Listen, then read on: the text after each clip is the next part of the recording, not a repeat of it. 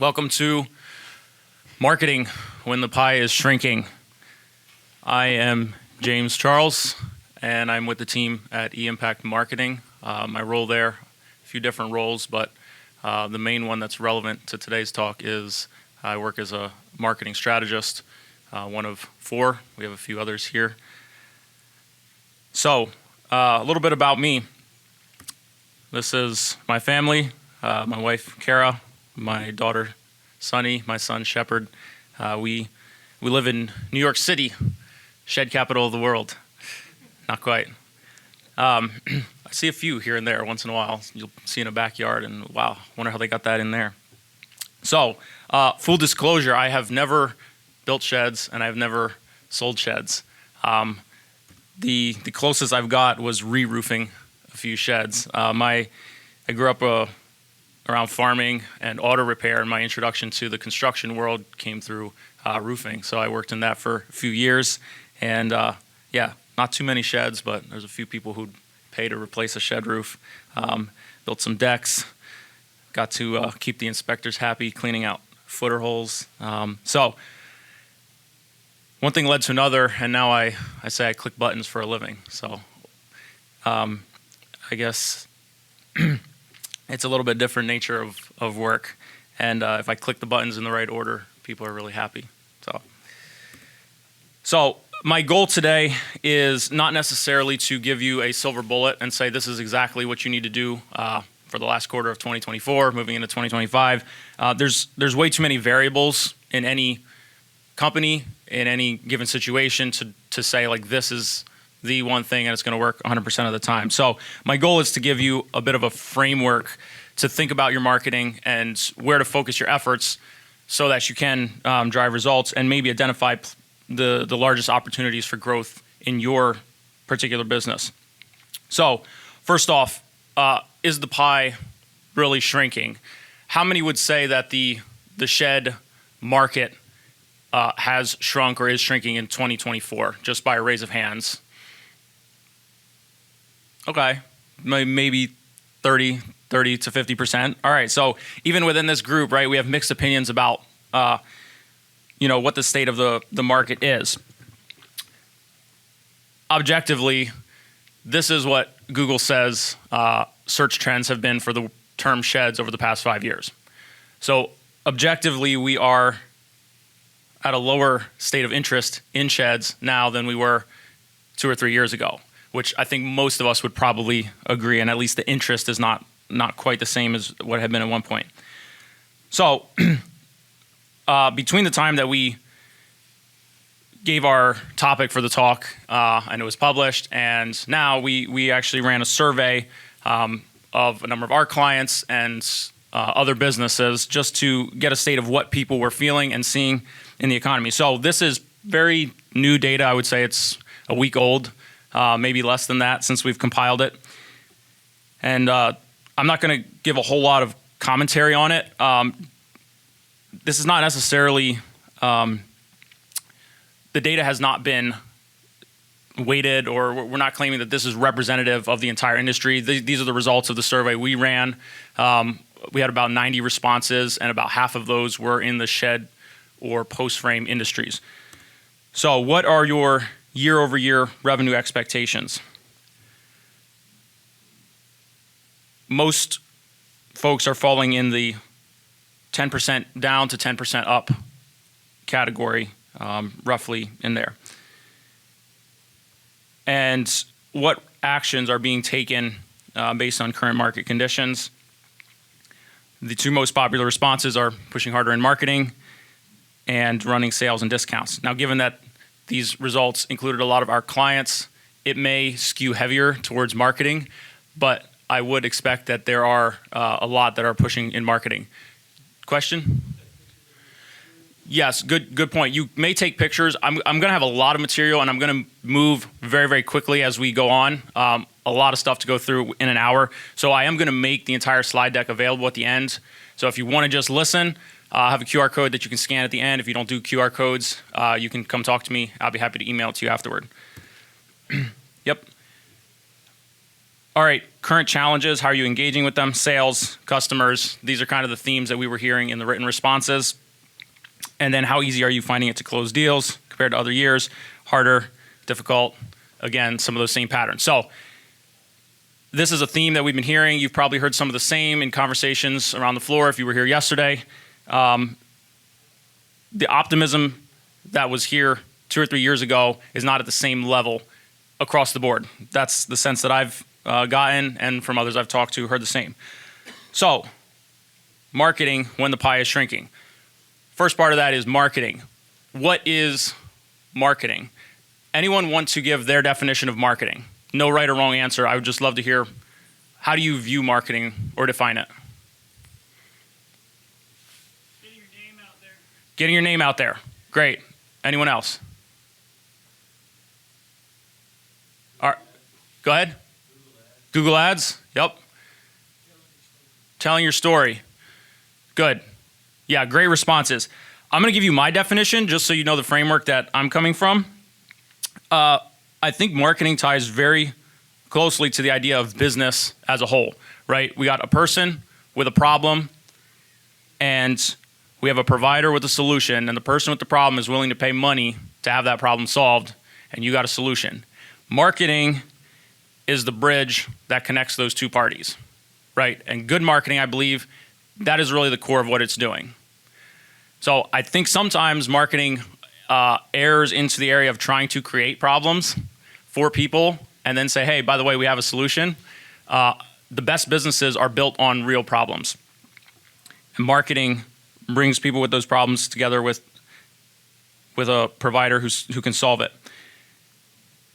Looking at marketing that way changes our perspective then from making people want our products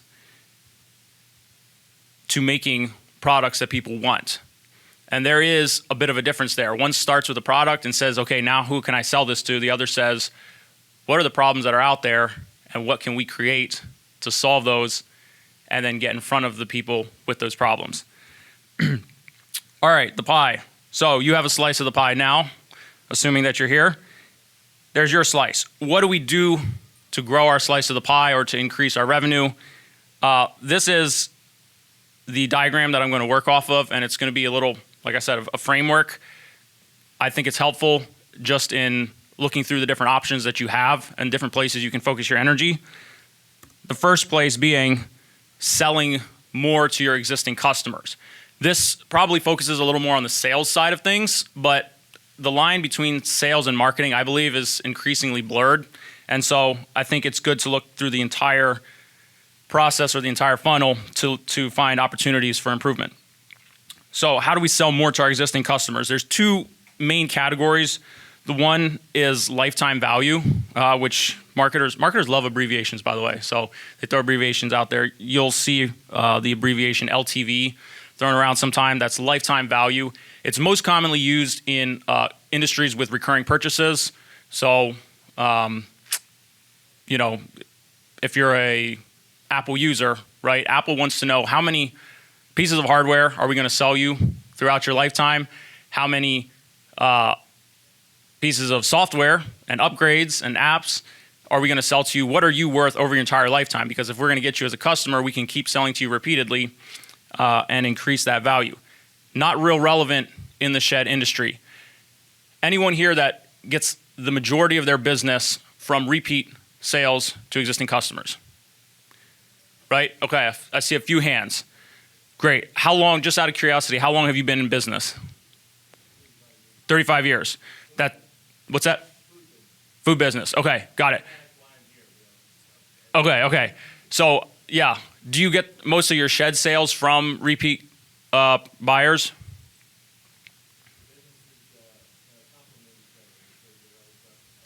Okay.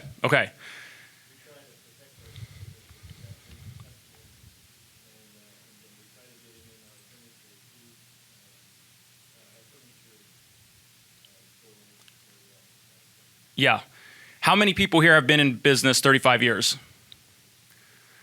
Okay, a handful. So I think that's a good point. Once you start to hit that, that's maybe the life cycle of a shed, right? Or maybe a little bit longer with the quality that's being built now. So if you're going to bank on repeat purchases, you're going to have to bank on being in business for 35, 40, 50 years as people go to buy again.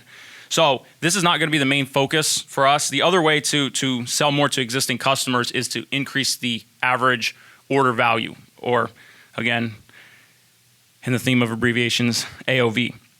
So how can we increase the average value that is sold to customers? And again, the focus being by solving more problems, by solving bigger problems with what we're selling. So a few categories to think about in terms of increasing that average order value. The obvious ones are upgrades, right? Better windows, better doors, better siding, better roofing. All of those solve problems in terms of longevity usually, or usability. Then you got your add-ons, shelving, cupolas, solar, electrical, fill in the blank. And then you got supporting services. This is the one that I probably see the fewest companies moving into yet, but I think if we continue to see more constriction on it, you're going to see more people looking around the shed and saying, what else can we do to solve the problems related to getting a shed in your backyard, right? Just random ideas. Up here, I know some companies are doing some of these, others maybe not as much, preparing the site, helping with permits where those are required, demo and removal of older sheds as we, again, start to hit the life cycle where that first generation of sheds is, or second generation is on the way out. Electrical hookups. What are the supporting services that can be added? If you're going to offer these products, services, add-ons, the question becomes, is it easy for customers to understand and visualize then what you offer, right? Because it's one thing to offer, it's another thing for the customer to know that you offer it. And so to solve that problem, obviously we have configurators, number of those options available now, high quality photos, videos. I'm not going to say one of these is better than the other. Honestly, they should all work together. The question is, are customers aware of the additional services you offer that can increase the value of that average order? Anyone have an idea what the average idea room quote is? This is also brand new data. They just sent it to me this week. So I don't know if I don't think this number is out there anywhere. Okay, 9,000. Any other guesses? 6,500? 12,000? So you're getting closer. Yeah, the average idea room quote is actually $16,000. So one thing to think about, and this is, again, I don't know the numbers for the other configurator companies. I assume, it's not that far off. If you offer services, see if you can get those. Make sure all your add-ons are available in the configurator. If customers cannot see it, it's going to be a lot harder for them to buy it. And of course, example sheds, if you can get people on the lot, you can show those in real life and they can touch it and feel it. That's the gold standard, of course. The other question too is, are you presenting the customers with those options at the key decision points in the sales process, right? And we know who does this better than anyone. If you are an Amazon user, they're not happy to sell you one thing, right? What else can we add on with it? So think about this. I guarantee all the sheds y'all are selling are better than the one listed here. I mean, I assume no one from this company, anybody from DWVO here? All right. Guys, so how do you make it easy for the customer to increase that order value? So that's selling more to our existing customers. Then we got marketing, as many people think about it, which is selling to new customers. There's a few categories within that. The one place you can look is converting your existing users and traffic better. And so we'll look at that first. There's two halves to the conversion piece. There's converting your traffic, whether that's foot traffic or web traffic. I'm going to focus on web traffic because we're an online marketing agency. Converting that traffic into leads and then converting those leads into sales. And both of those, if you think about it, if you can optimize each of those points by a few percentage points, that's immediate, impact on the bottom line, and it doesn't require you spending more on ads. You're taking the traffic you already have and converting it slightly better. So if you have a website, how many here have a website?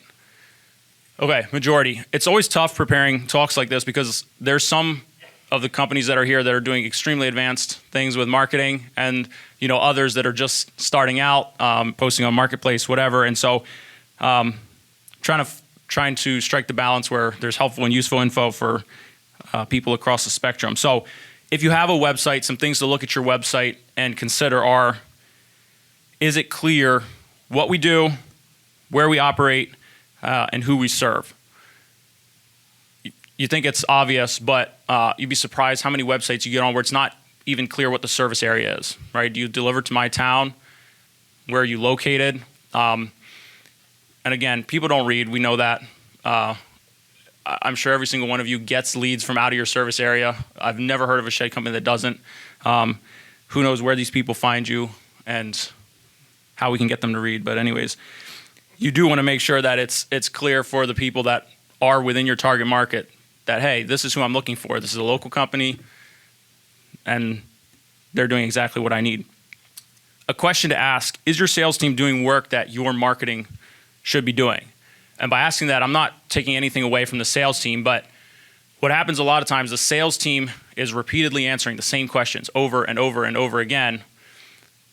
It turns out that question is never answered on the website, right? Sometimes it is, and people just don't read it, but a surprising amount of the time, right, the sales team is having to answer this question, and they're frustrated. Why are these leads coming in not knowing this stuff? And there can be a disconnect, and I see it from the agency side where we're not embedded with sales teams, and so we're like, man, we wish we would have this info if we could just tell customers this stuff up front. And meanwhile, the sales team is back there saying, oh, these leads, why can't we have correct info on the website? And the better we can bridge that gap together, the better we can pre-educate, pre-qualify customers. So when they come in the door, they already know what you offer, right? What the add-ons are. Of course, there's going to be questions, but the more you can take that burden off of your sales team, they can really focus on that customer service piece of it and closing the sale. So what are the questions that the sales team is constantly answering? Can those be turned into FAQ content on the website? Could you record videos answering your frequently asked questions? There's a variety of different ways that you could go about solving that, but think through that. And then, are the prices easily accessible? And I know there's different philosophies with prices. Some people are very pro, put all the prices out there in a table on the website. Some people want to have the visitors fill out a form to get the prices. Full disclosure, I'm pro public prices. I think you end up with much better quality leads if you have the prices easily accessible. And there are also benefits from a search engine perspective, which we'll maybe touch on a little bit later here. And then, is the call to action clear? When people get to the website, do they know what they should do next? Once they've figured out who you are, what you offer, where you serve, is the next step super obvious? So here's an example, website header.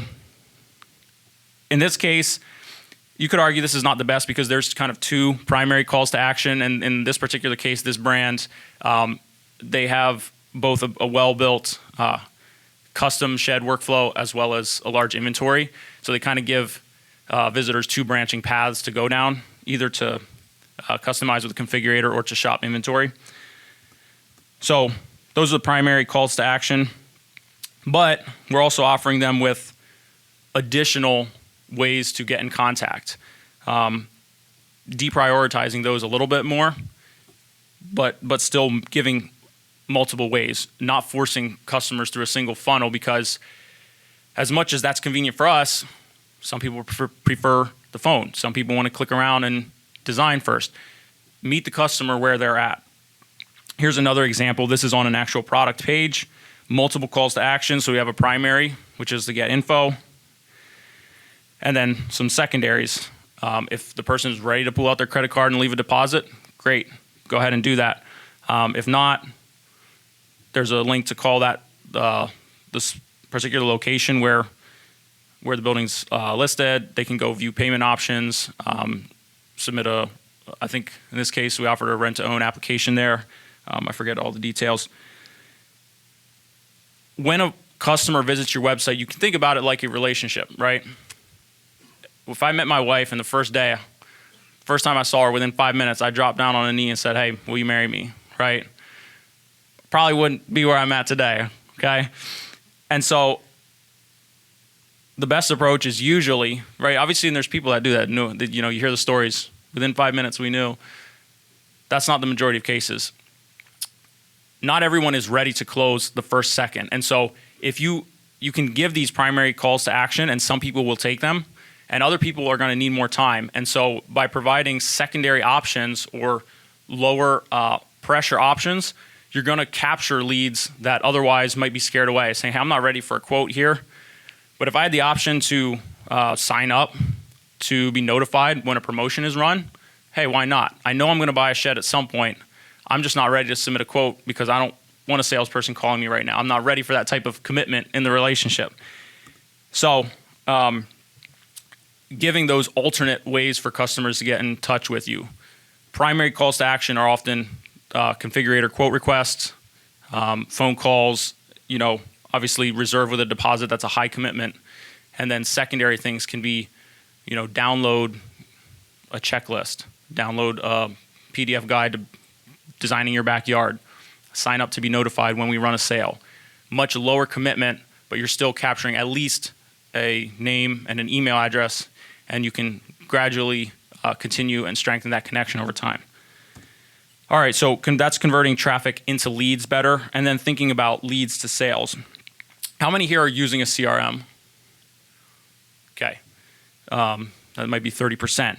So how many here know what a CRM is? All right, so CRM is customer relationship management software. What it does is gathers all of your leads into one place where you can manage them. So a CRM can help us have a single source of truth for all of our leads. Again, I'm not necessarily selling CRM right here, but once your business gets to a certain scale of sales, see if I can get that straight,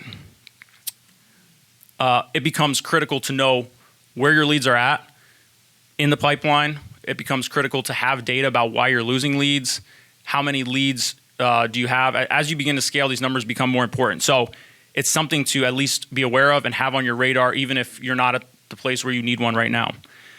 So CRM helps us have a single source of truth, track leads throughout the buying process. You can add options to prioritize leads through scoring. So if you have a huge volume of leads, you can say, what are the patterns of leads that are about ready to convert? And let's assign points to some of these different options or some of these different actions. Did they click a link? Did they open an email? Did they call us? And this is more at scale. It gives the sales team a prioritized workflow saying these are the people that we can tell are about ready to convert, and here's others that are going to need a little bit more work. And you can allocate those limited sales resources optimally across the process. It lets you record all the points of contact with a lead. So sales guy A goes on vacation, sales guy B can step in and say, okay, we can see this lead was, called 3 times already, and here's the status, here's where the quote is at, et cetera. It lets you gather data on why leads do or don't convert, which can be really useful then in the future as you go to optimize your sales process. It lets you identify places you can improve the sales process, and it helps you prevent leads from being dropped, which is probably the main early benefit of the CRM, right? We don't want our hard-earned leads that we spent dollars to get in the door walking out the door because we forgot to give them a call back. One thing to think about, right? What's the average response time? Is it days, hours, minutes? Is there a way that you can shrink your average response time by using some of these tools? If it's really easy for you to see all the leads that are coming in, it's going to be a little easier to prioritize responding to them. But it's worth thinking about, do we set a standard with our sales team saying we are going to respond to all leads within X number of minutes or hours? Does anyone have a minimum response time set within their business? What's yours, Dallas? 15-minute response time. Someone else back there, what's yours? 2 minutes. 2 minutes. Great. And that's the type of thing where if you are first to respond, right, you're going to have the highest chance of closing. So we can convert our existing traffic and leads better, and then we can increase traffic. And this is really where people come to marketing for help. how do we get that traffic number to the website going up? So I want to look quickly. How much time do we have here? All right, we're doing good. I want to look quickly at 12 key acquisition channels. We're not going to go into all of these in detail. I'm going to focus on a couple of them in a little more detail, and the others are just going to be there for you to have on your radar or think about what to prioritize. So search ads, social and display ads, you got organic search / SEO, content, email, offline ads, referral and affiliate, shows and events, outbound sales, viral or organic social posting, and then influencers and public relations. So I'm going to focus mostly on the first couple, that first column. Not going to spend a lot of time on the second column, but it's something to have on your radar. I roughly prioritize these or order them in terms of what I would say is the usefulness. From what I've observed, a number of years working with shed companies, this is roughly ordered in terms of where you get the most value. But that's not a hard and fast rule. There's a couple of these that I would probably move a little higher. Organic search, maybe, and content could be further up that list. So let's talk about search ads. Platforms are Google Ads. That's the big one. That's 90 to 95% of search ad traffic. We also have Microsoft Ads, and some of the smaller search engines offer platforms. But Google Ads is the big one. So if I say Google Ads, I'm referring to the entire package there. So pros with search ads are you get quick results, you get high quality traffic. The cons are that they are expensive. And this is what's really important to understand. Google Ads are sold through an auction. And I'll get into that in a second, what that means and how that works. But when the market is constricting, prices tend to rise. That's unfortunately the law of supply and demand. So that's probably the biggest downside to search ads. Talk really quickly for a second here about the search funnel. Not the search funnel, the marketing funnel. How many here are familiar with the concept of a marketing funnel? All right, it's something marketers love to talk about. It's the basic idea that there's people who are generally aware of your products, and over time they become more aware until they get to the point of making a buying decision. Different marketers set their funnels up in different ways. They say they should be divided in different ways. Not going to get into all that today. This is a pretty common way of dividing the marketing funnel, saying you have first awareness, then people become interested, then they desire the product, and then they take action. So AIDA. You'll see this all over the place if you Google marketing funnels. It's the most common way of dividing it. Search ads really focus on customers that are near the bottom of the funnel, so about ready to buy. And search ads are sold as an auction. So when supply drops, costs rise. This is, like I said, very important to understand because we have seen Google ad costs rising significantly over the last few years. They also rise as markets mature and people become aware of how valuable, certain types of clicks actually are. The market begins to account for that, and the prices will rise as high as competitors are willing to bid for those. So, example search result here. You can tell that these are Google ads. See if this works here. It says sponsored. So all three of those are Google ads. We typically see for high value searches like this, here's shed builders near me, right? So we can tell this is someone who is pretty interested in purchasing a shed. You typically will see 2 to 4 search ad placements near the top of most search result pages for this type of a search. So in this case, they're showing 3. Any of these companies here today? Or they don't want to out themselves? Okay, great. Obviously, they know what they're doing and they're showing up at the top. So you have placement 1, placement 2, placement 3. So these are the top 3 tiers. How did these 3 companies get to be on the top 3 spots or the top 3 paid spots for this search in the particular area that the search was conducted? So they set a pay-per-click bid, which is essentially how much they were willing to pay for a click on the search, shed builders near me. Now, Google doesn't want to just give searches to the highest bidders. Otherwise, insurance companies and personal injury lawyers would always have to be at the top because they have the most money to spend on marketing. So Google says we also need to look at how relevant this ad and this website is for the search that was conducted, because we want to show results that are actually useful to the searcher so they keep using Google. So they use something called a quality score to say what's the quality of this ad multiplied by the bid, and they give it an ad rank. And that ad rank number is what determines who gets the first, second, and third spots. So what is the quality score? There's 3 components. They look at your ad relevance. So how relevant is the ad to that search that was conducted? So do you have an ad that talks about shed builders in fill in this location? What is the landing page experience on the website after that ad is clicked, and how relevant is that to the search that was conducted? And then they look at how likely it is that people will click on that ad. So is the ad clickable? Is it interesting? They want people to click. So you have two main ways to raise your ad rank, right? You either raise your bid or you improve your quality score. So who wants to spend more on Google Ads if they don't have to, right?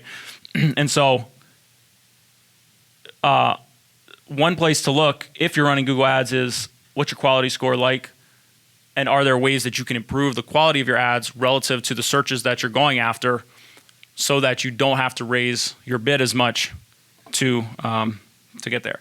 That's an extremely simplified explanation. It gets more complex than that, but that's the basic idea. This is from Google's own documentation. To improve your share of the top and absolute top location on search results page, you can improve the quality of your ads and landing page experience or increase your bid. So there you have Google telling you that's your 2 options, right? And I have links here. If you get the slide deck, you'll be able to look into that in a little more detail. All right, social and display ads. The main platforms there are also Google Ads. So Google is not only a search ad company. Actually, only 5% of the ads that Google sells are in that search category. The rest go across Google Display, which is the banner ads that show up on other websites. Performance Max, which is a newer type of ad. I won't spend a lot of time on that. YouTube, all these other places where you can display your ads, but they are not based on a user searching. You're just pushing the ad out and showing it to users. You have Meta platforms, primarily Facebook, also Instagram, and they're trying to find other places to display ads now as well. TikTok, Pinterest, streaming services, etc. So I group these together because the key difference with search ads, the user is initiating the search, so they are very actively looking for something. With display ads, you are the one pushing it out there and say, hey, look at us. One is not necessarily better than the other, but you get much more qualified clicks through search. You also get much more expensive clicks through search because everyone wants that highly qualified buyer. So pros of this, you have more options for creativity and design and telling your story through a display ad, and they're very great for building awareness of your company to people who have no idea, or awareness of your product.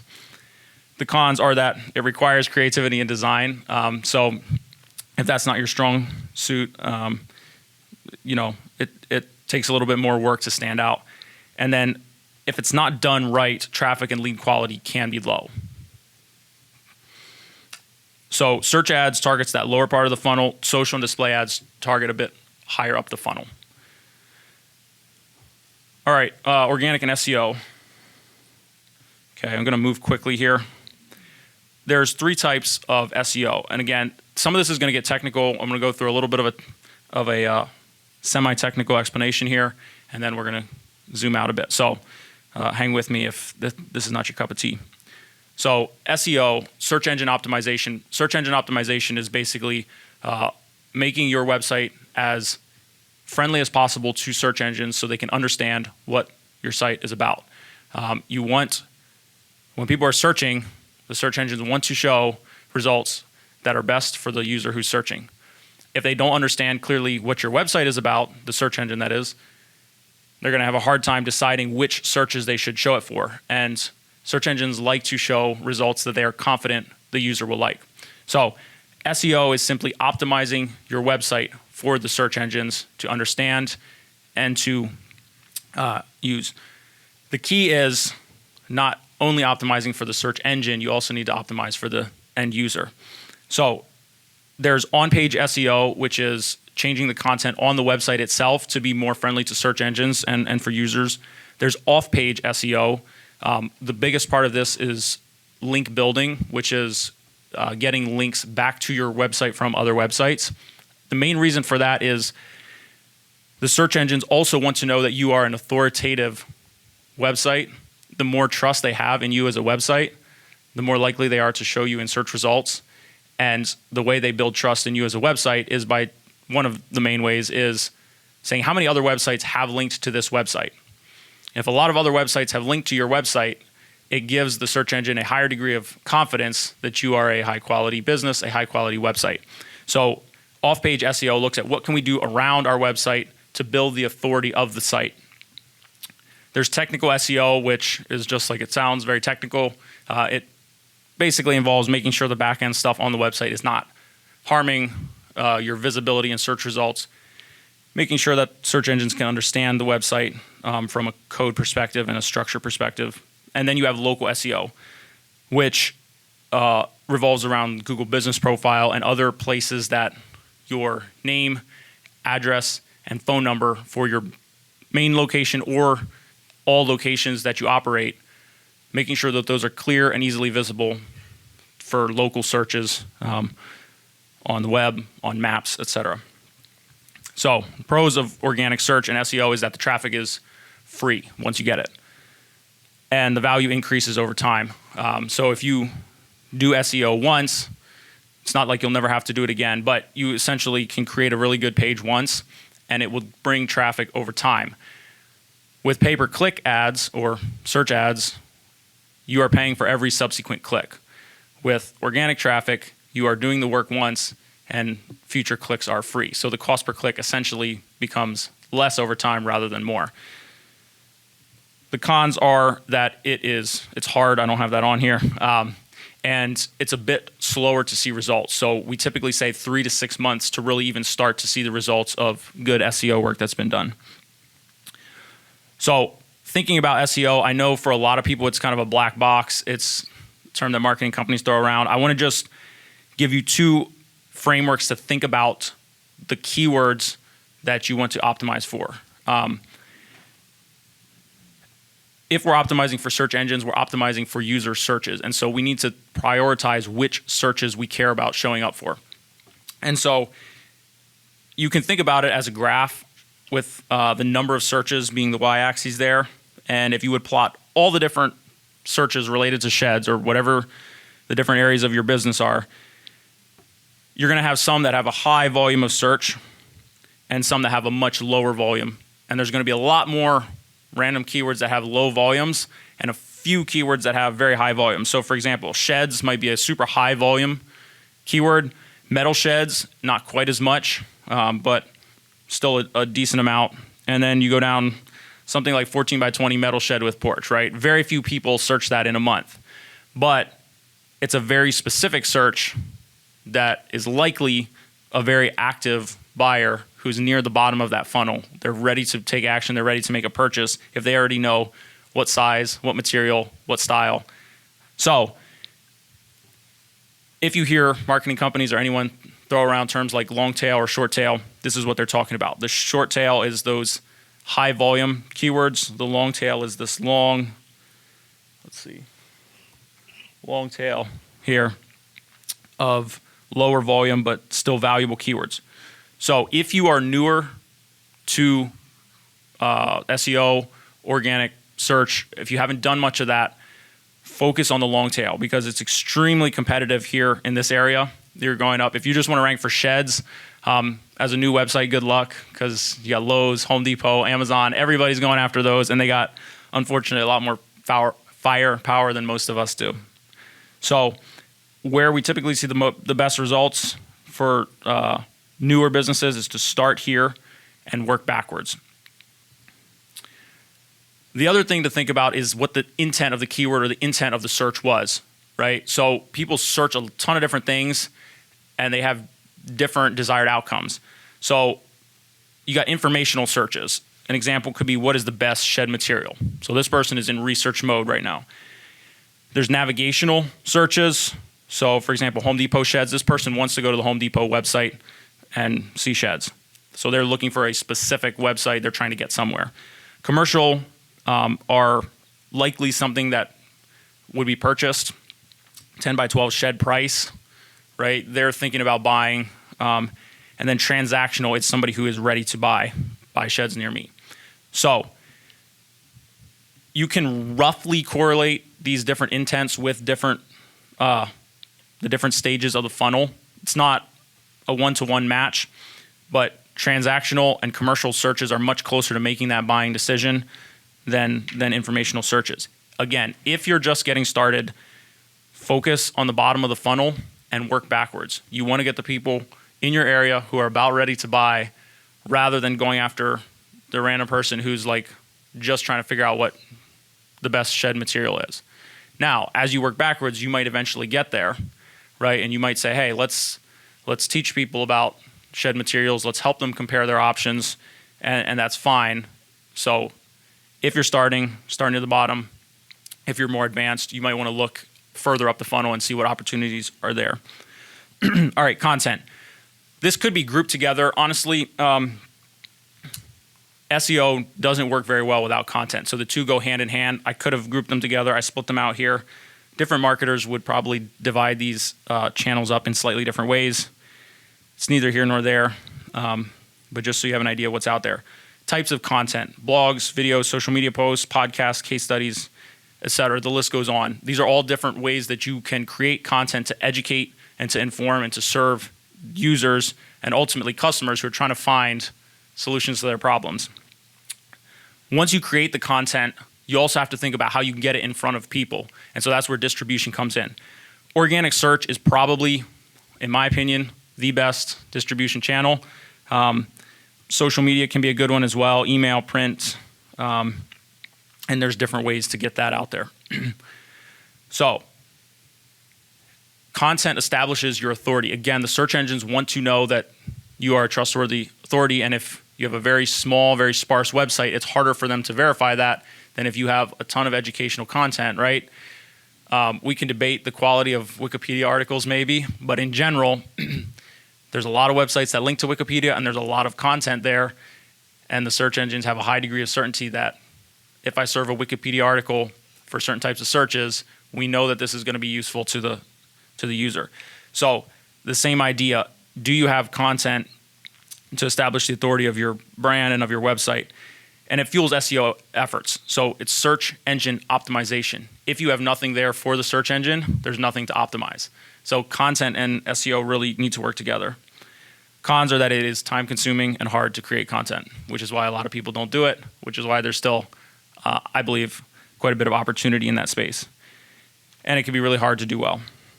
So content can, content can actually fall on a lot of different parts of the funnel, but probably it tends a little bit, most content is a little bit further up the funnel. It's not usually right at that sales point, but you can honestly create, depending on the type of content, you can create content that meets users at all different stages of the funnel. All right, email. Okay, we'll keep moving here. I want to hopefully have time for a few questions at the end. There's a few different types of email. You have drip sequences, which are automated, and you have email blasts, which are one-time sends to your list. How many here have an email list or some kind of software where you store contacts, you store email addresses that you can market to? All right, good. So maybe 50%. Again, if we talk about nurturing that relationship, if the person's not ready to buy on the first day, this is where email can really come in. And so blasts are good for sending information out to your entire list. Drip sequences are good for one-time communication. The first time someone submits something to your website, what information do you want to communicate to someone who has just requested a quote? So ideally, your salesperson is reaching out in 2 minutes or 15 minutes, but over the next couple of days or even weeks, if they don't close right away, can you share information about your warranty? What does the delivery process look like? What is the information that is going to help this person make the buying decision that, yes, this provider solves the problem that I have? You can deliver that in a very targeted and timed way to that user through a drip sequence. So email can be really targeted. We can initiate and maintain contact with that user or with that visitor. It puts the control back in our hands in some ways where we can reach out to the person. We're not just waiting for them to come back to our website. It takes time to build an email list. That's one of the cons. So, and deliverability can be a challenge. So some email providers, Gmail, they will send certain types of emails straight to the promotions folder where many people don't read them. And so the constant effort is, how do we make sure we're sending emails that people want to receive and helping communicate to the email providers that, hey, they want our emails to actually land in their inbox. They want to open them. So that's where deliverability can be a challenge. And there's ways to solve that, but it takes effort. The best way to solve that is to not spam. With great power comes great responsibility. If you have the ability to reach out and land in someone's inbox, use it wisely. Don't spam them. It'd be weird if someone was at your lot and every 5 minutes you poked your head out and said, last day, today only, right? And then 5 minutes later, again and again, right? If you walk out and say, by the way, we're running a Memorial Day sale today, 10% off, just wanted to let you know, and you go back in, that's not weird. If you keep bugging them, it starts to get a little odd. And so think of email as you meeting somebody in a very personal space in their inbox. How do you communicate good information to them, but not in a way that is overly aggressive or will hurt your chances at the sale? Offline ads, you got sales lot signage, newspaper, billboards, radio, local TV, all that type of stuff. The pros with this is that it can be very, very localized. The cons are that it can also be a little difficult to track the return on investment. It's just notoriously tough. You don't know who's coming to the lot because they heard a radio ad, saw a newspaper ad. There are some ways to deal with that. Who all here runs one of these types of ads? Something localized and offline. Good majority of us. Do you have ways of tracking what those are doing for you? I see some heads nodding. Anything you can care to share with that?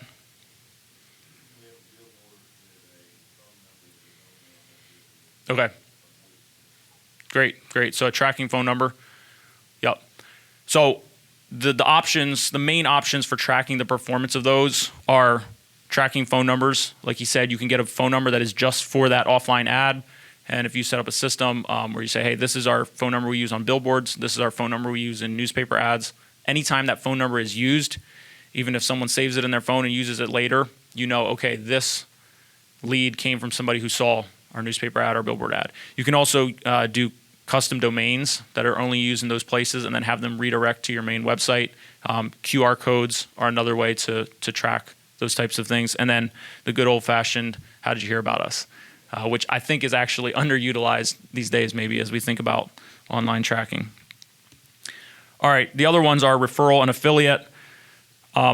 This is a great option.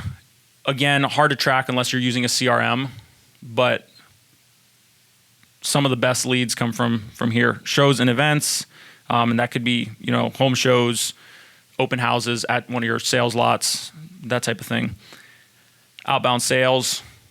I don't know that many folks, anybody here uses outbound sales, just reaching out or cold targeting customers in your area. You do. How have you found it? Has it been? Really kind of ties into, I would say, number 7. Okay. Find out how they got that referral, what they're looking for specifically. Yep. Target that market area really. Yep. Why they got that referral. They don't know what they said to start the conversation. Mm-hmm. But that trail. Sure. Organic social posting. I'm not going to spend a lot of time on here. There's a few companies that are doing this really, really well, and a lot that, it's a mixed bag with social. If you have the right person, it can be done really, really well. If not, it can be hard as a brand to show up because a lot of the social algorithms now are very biased against brands. I say biased, but like it's a known thing. They prioritize people's friends and family in news feeds, not business content. And so even if you build a following, it can be hard to get your future posts in front of even your own followers. They want you to pay for ads. Influencers, again, this is a tough one with shed businesses because you're highly localized. So if you have a very localized influencer who's well known in your area, that might make sense. The two main reasons people use influencers are either to get in front of the influencer's audience or to have the influencer help them create content. That first one doesn't make a lot of sense. If it's an influencer with a national following and you're a regional brand, you end up paying for a lot of audience that is completely irrelevant to you. So there are some cases where it can be valuable to have an influencer help if you have somebody, even a small scale following, but they know how to create great content and promote products, and you can partner in some way. There's good options there. And then public relations is more getting your name in media publications, your local newspaper. Are there things that you're doing as a business that you can get covered and get press from? So a few tips and recommendations here as we wrap up. Don't try to do everything at once, especially if you're in the early stages of marketing. Pick one or two channels and really, really focus on doing those well. Don't try to spread yourself too thin. Pick just one or two and double down on it. Think about it. You can take these channels or take your own ideas and plot them on an axis of high reward, or you could say cost as well. High reward to low reward, and then high effort or high cost, low effort, low cost. And you really want to start with the low effort, high reward things and work backwards. Obviously, it can be hard to know without trying where some of these things fall. And honestly, this is probably one of the biggest benefits of working with a marketing partner is they've seen a lot of the scenarios that you're dealing with, if they've worked with a lot of brands in your industry, and they can kind of help you gauge where are the biggest opportunities for you right now in your given scenario. If you're in the later stages of marketing, don't focus on hacks, especially as an industry matures, which the shed industry is doing. There's fewer and fewer hacks to be taken advantage of. It's really just good product, solving a real problem, and getting in front of people. Focus on helping the customer, focus on educating the customer, just do the right things. There's not silver bullets out there that you can just pluck out of thin air. Maybe there's a few hidden nuggets here and there, but it's not like there's some magic thing. If you're able to try to track your cost per lead by channel, because you want to be able to compare some of these different channels and see which ones are actually bringing you the best quality leads and what the cost per lead is across these channels. Especially if we get into, if we're in tight times, I think the last session here was about cost-cutting measures. You want to be able to allocate your spend to your best performing channels, and if you're not tracking, you're not going to know which of those channels it is. You might have a gut sense, but having good data on that is really helpful. If you have to cut marketing spending, you want to cut the fat, not the muscle. So knowing what the channels are that are actually driving your best leads and what the cost per lead is from those channels is really important to making those decisions. All right, so you got your slice. You can sell more to your existing customers. You can sell to new customers. And then we didn't talk about this, but you can create whole new markets. And this is actually something I think, like when we get deep into the weeds of marketing, we don't think about enough. And if we zoom back out to, we are solving problems for people. There are still problems out there that people are willing to pay to have solved. And, the shed industry is very innovative. It started out with sheds, right? And at some point we added porches, and then we started insulating them, and then tiny homes, and then somebody figured out you could basically build a deck, portable decks you can deliver, and the list goes on. And we're seeing more and more creative, chicken coops, dog kennels, et cetera, et cetera. There are still problems out there waiting to be solved, and so you want to think about what problems are we positioned to solve? Product innovation and good marketing are very closely related. I really believe this. I'm a big proponent of this, but listening to customers is the key. So we want to know, why did they purchase our existing products? What were they using before? and what was that moment that got them to switch to our product. So this ties into the existing products, but it also helps us to understand what is really, really driving these buying decisions. What is getting people up off the couch? And then what pain points do they have with our product? How can we change our existing products to resolve those pain points? Are there more add-on products or services that solve those pain points? And then what other problems do they have? And are we as a brand positioned to help solve those problems? So I know y'all do this already as just an encouragement. Like, keep thinking about ways to solve new problems. Fall in love with the problems that you are solving, not the solutions that have already been created, right? Because we say sheds, like, we build sheds. We got to find more people who need sheds. Let's sell sheds. Amen. Let's do it. But let's not just stop there. Let's think about the problem. I'll close with this. This is the shed industry search trend over the past 5 years, as I showed at the beginning. This is just a random thing that I picked. Okay, not random. That's not true.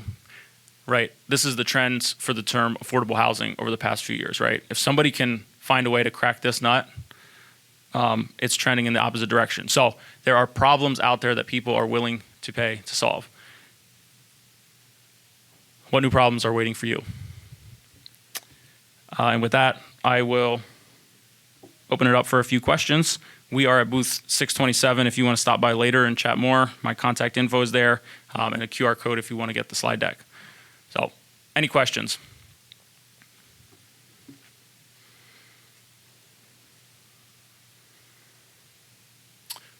All right. Thanks so much. If you think of questions later, feel free to stop by our booth. Love to chat.